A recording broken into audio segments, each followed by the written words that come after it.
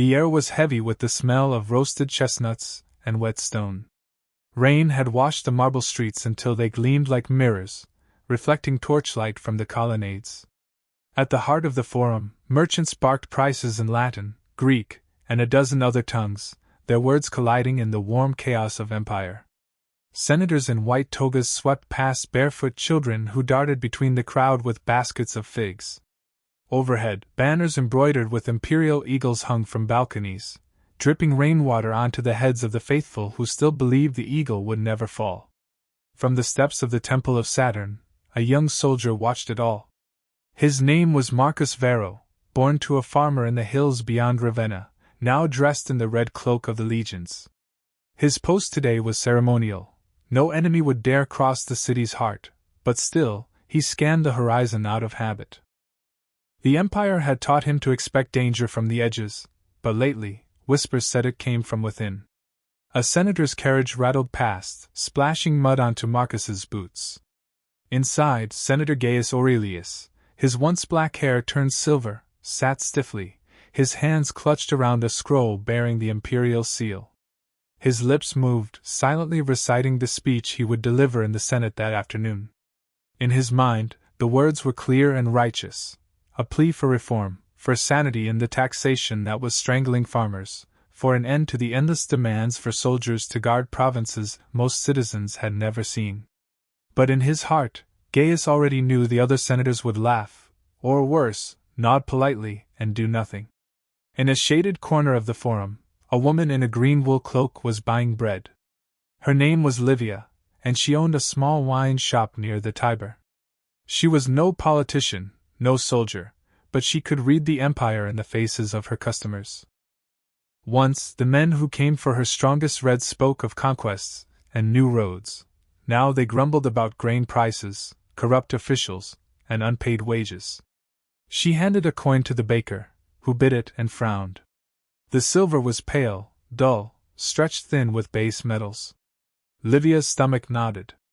If even the bread sellers were suspicious, trust in Rome's coin was dying. Somewhere beyond the city walls, the rain turned to snow.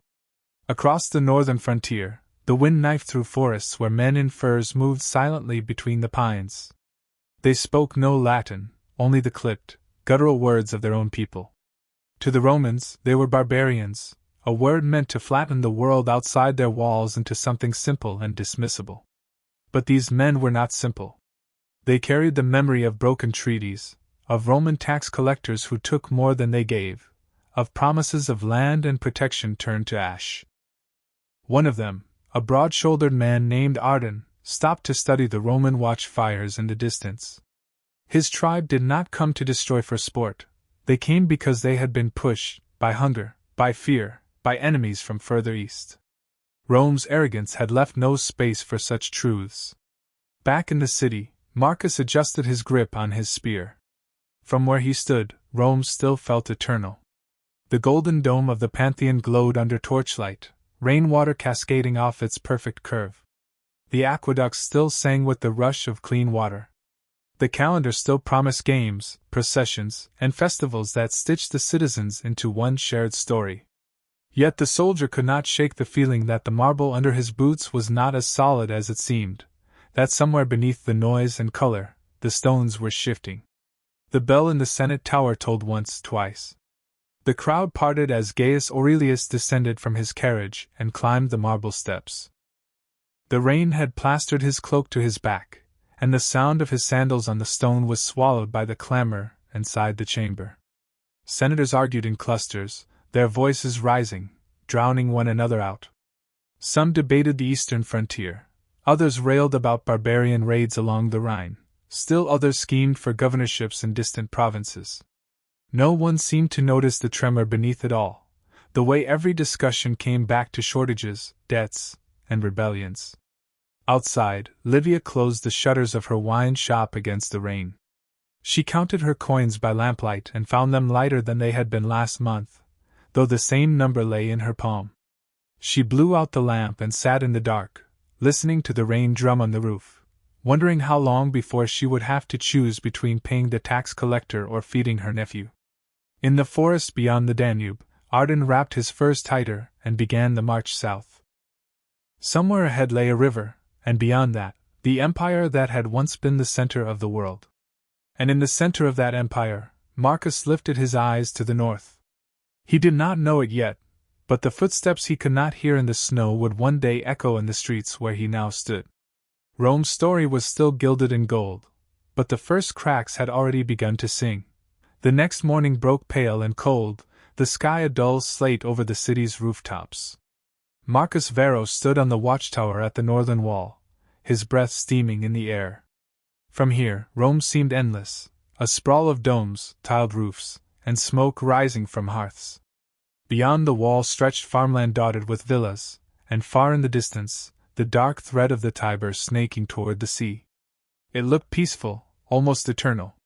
But Marcus's orders today were not to watch the river.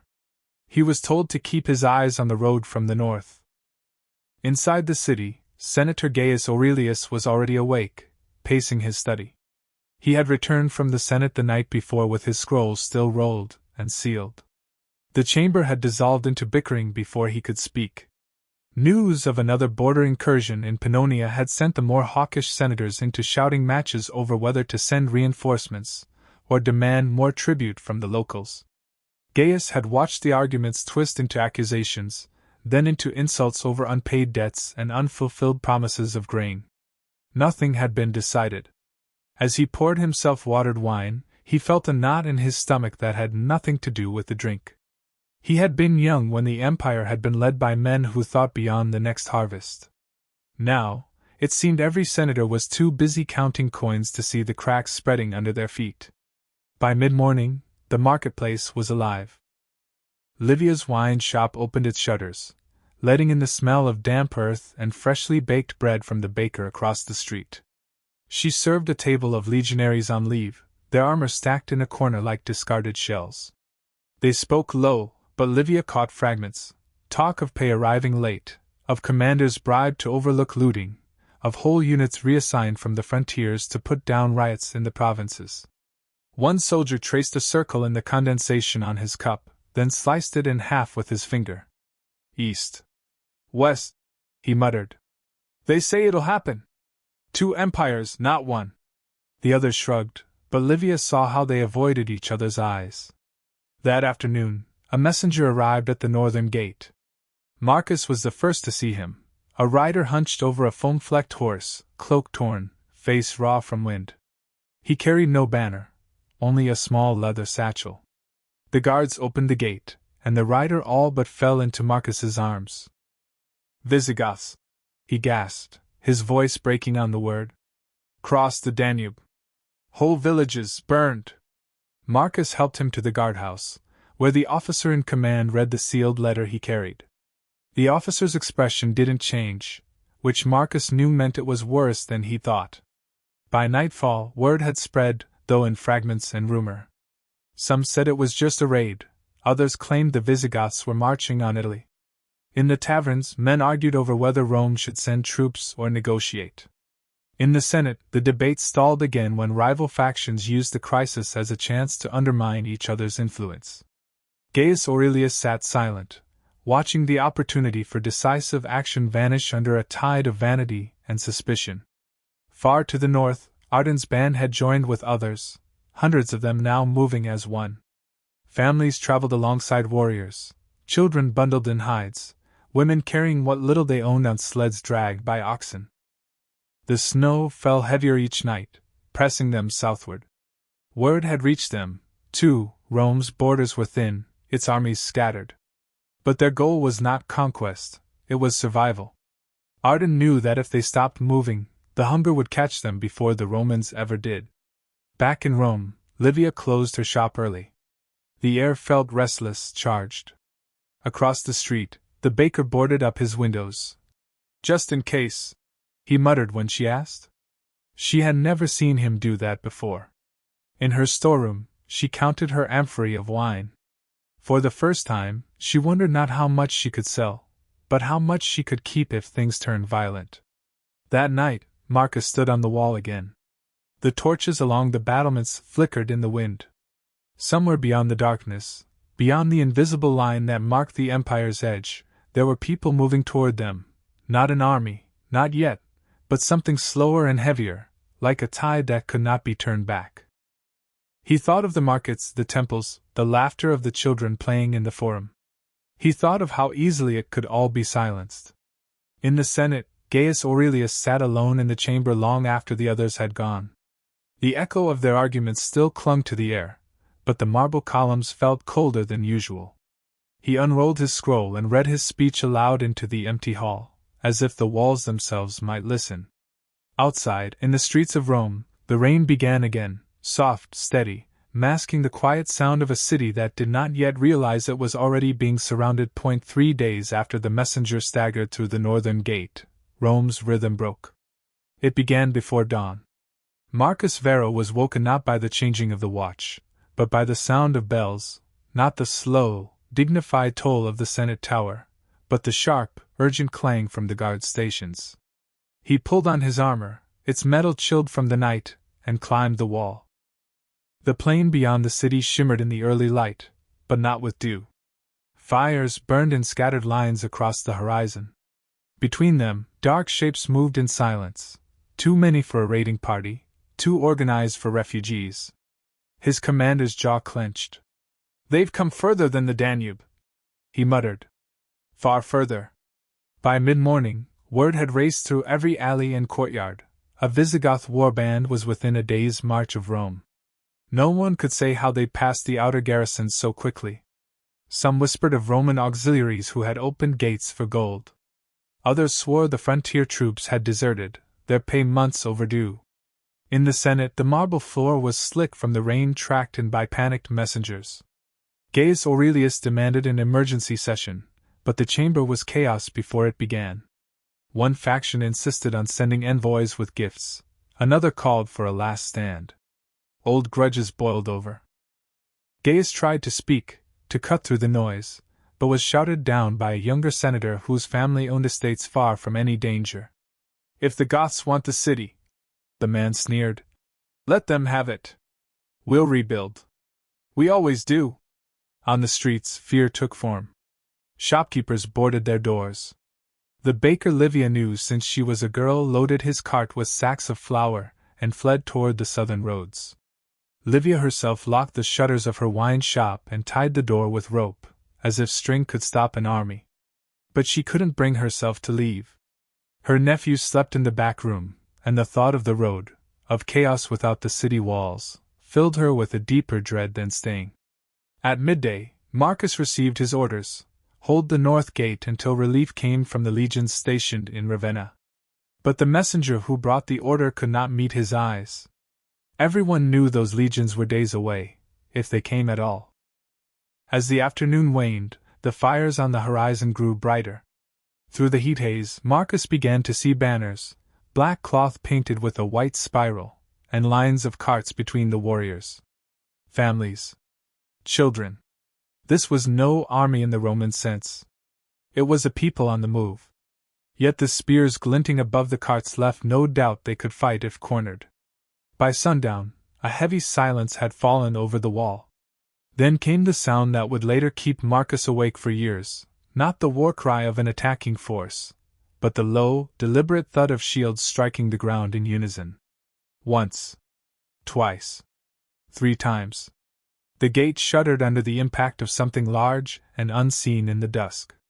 A pause, then a voice, deep, clear, speaking Latin with a northern edge. "We seek passage. Food. Land. We will trade service for it." Marcus's commander stepped forward, shouting down from the parapet. "Turn back. You'll find no welcome here." The voice below did not rise in anger. "We have turned back before. There is nothing left to return to." Inside the city, Livia sat in the dark with her nephew, listening to the muffled echo of distant shouts and the metallic groan of chains on the gate. She told him a story, the same one her father told her when she was small, about how Rome had once welcomed strangers and made them Roman. Her voice trembled halfway through. In the Senate, the debate collapsed entirely. Gaius Aurelius, seeing the futility, left without a word. As he walked through the forum, he noticed the strange calm that had taken hold. No merchants, No children playing, just the wind moving through the empty arcades. At the north gate, the shield thudding stopped. A single figure stepped forward into the torchlight, Arden. His furs were damp, his beard heavy with frost, his eyes neither pleading nor hostile. He looked up at Marcus, and in that moment, Marcus understood, this was not a siege, it was an ultimatum. The commander's hand hovered over the signal flag. One color would open the gates for negotiation, another would prepare the wall for war. He looked at Marcus. If I send the wrong one, boy, we'll either be traitors or corpses. The flag swayed in the cold wind, its color catching the torchlight.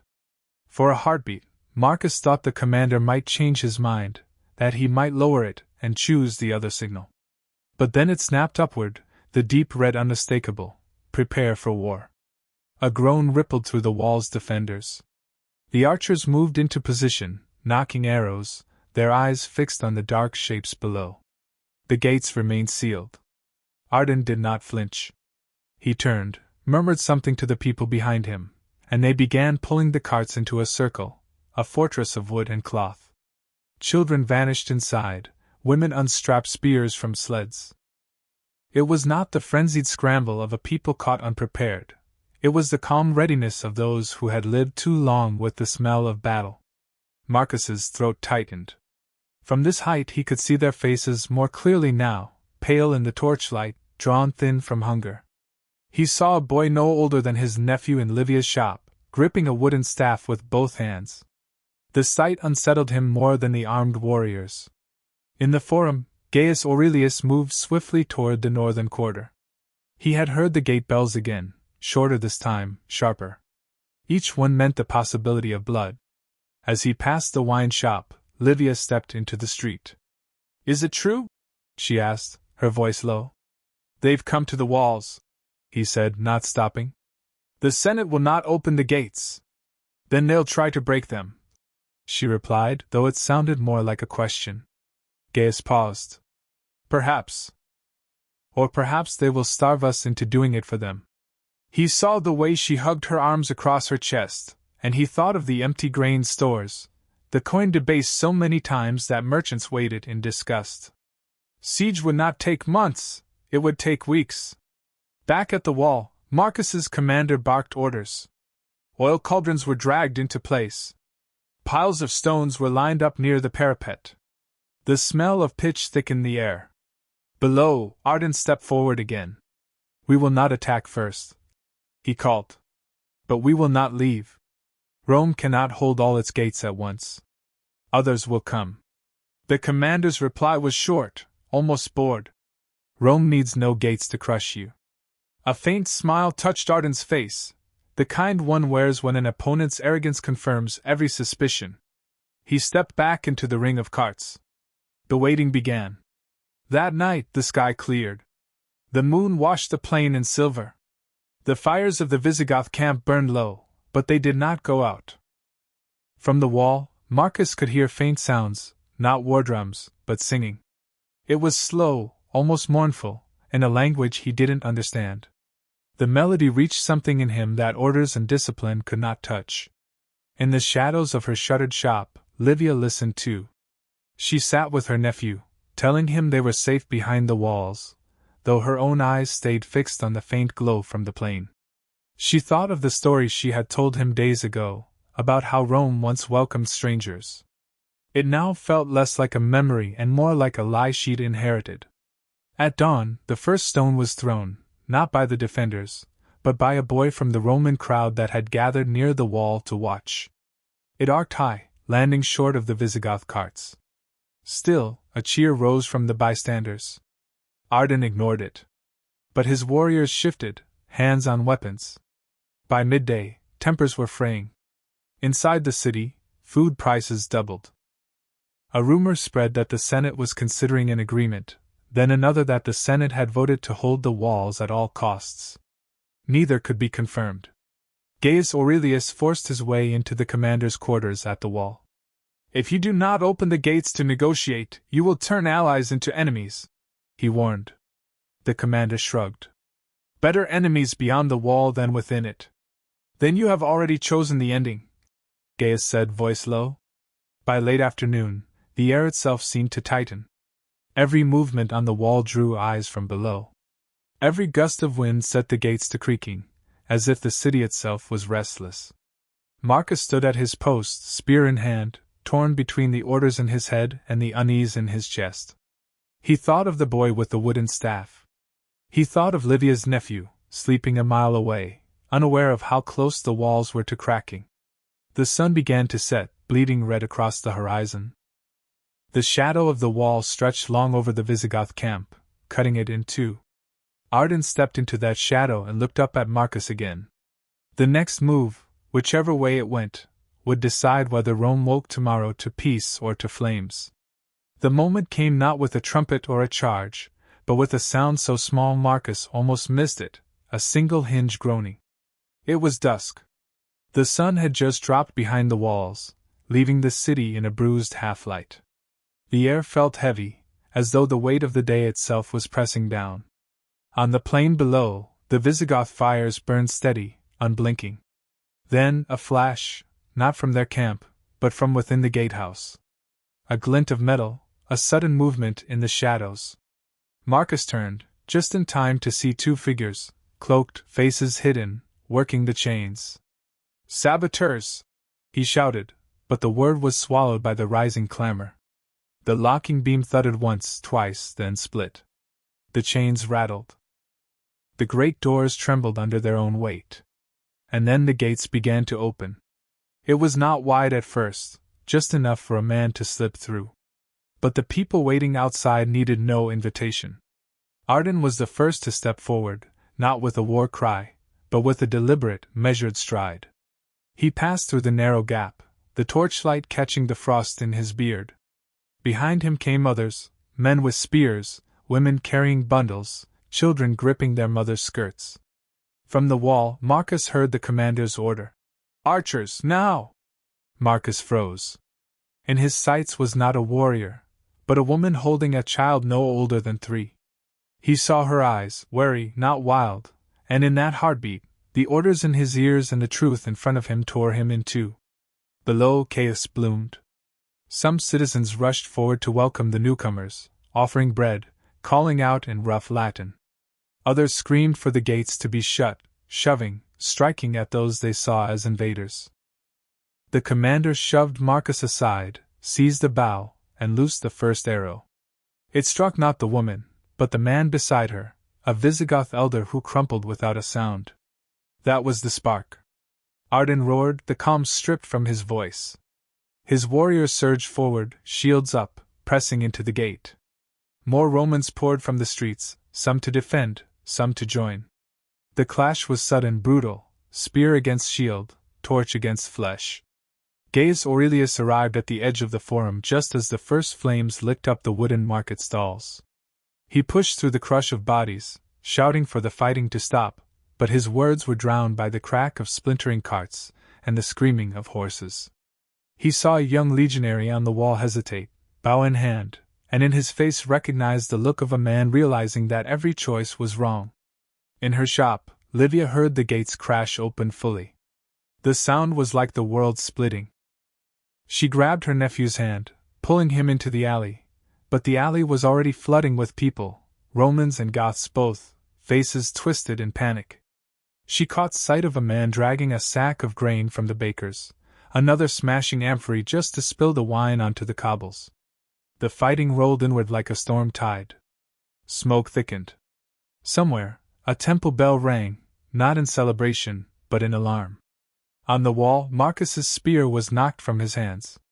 He was pulled down into the press of bodies, the smell of sweat and iron suffocating him.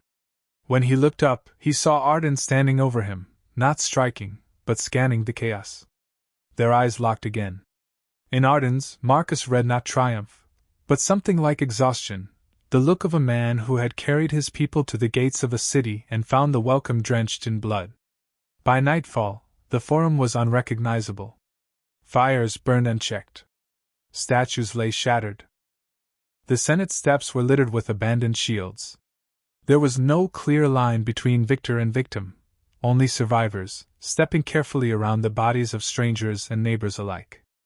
Gaius Aurelius stood on those steps, smoke curling around his robes, and knew that the city's spirit had cracked in a way no rebuilding could mend. Livia crouched in the shadows with her nephew, holding him close as the glow of the flames painted the walls around them red. She realized she could no longer tell which shouts were Roman and which were not. And Marcus, kneeling amid the ruin, finally understood. The gates had not been forced open tonight. They had been rotting for years. By dawn, the smoke had settled into a low, choking haze. The wind from the north carried it through every street, curling between marble columns and clinging to the carved faces of gods who had watched over the city for centuries. Rome was quieter now, not silent, but hushed in the way a room falls still after a loud argument, when no one is sure who has won. Marcus Varus sat on the steps of the Temple of Saturn, his armor dented, his red cloak stained darker in patches. He had not slept. Around him, the forum was littered with the remains of the night, overturned carts, broken amphorae, a child's wooden toy lying half buried in ash. The gates still stood open, yawning like a wound. From beyond them, he could hear the sound of carts rolling over stone as the Visigoth camp moved inward, no longer at the edge but part of the city's breathing. Livia emerged from an alley, her nephew clinging to her hand. Her eyes darted between faces, searching for danger in every stranger. When she saw Marcus, she stopped. For a moment neither spoke. Then she asked, "Is it over?" He shook his head slowly. "This is just what's left."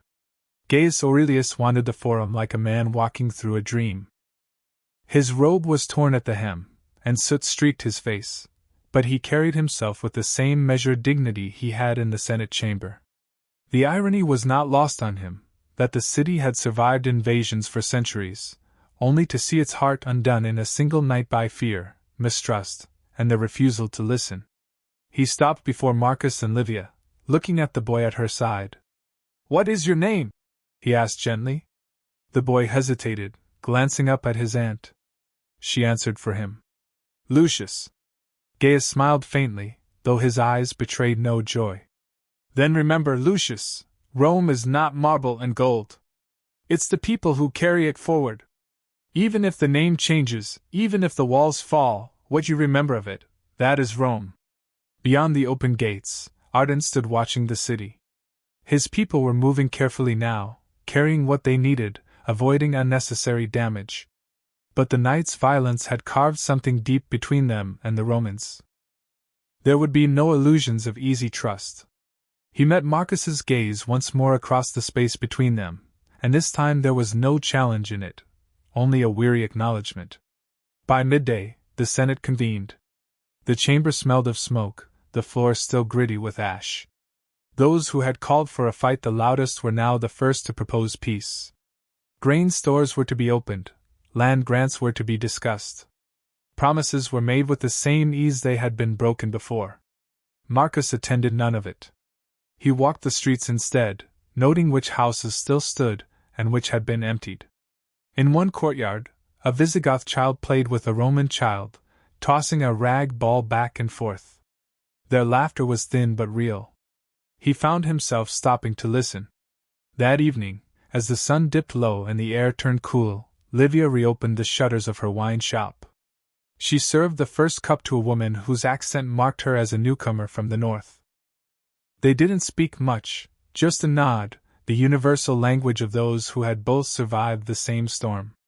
Gaius wrote late into the night by lamplight, his scroll not a speech but a record, of what was lost, of what still stood, and of the choices that had led them here.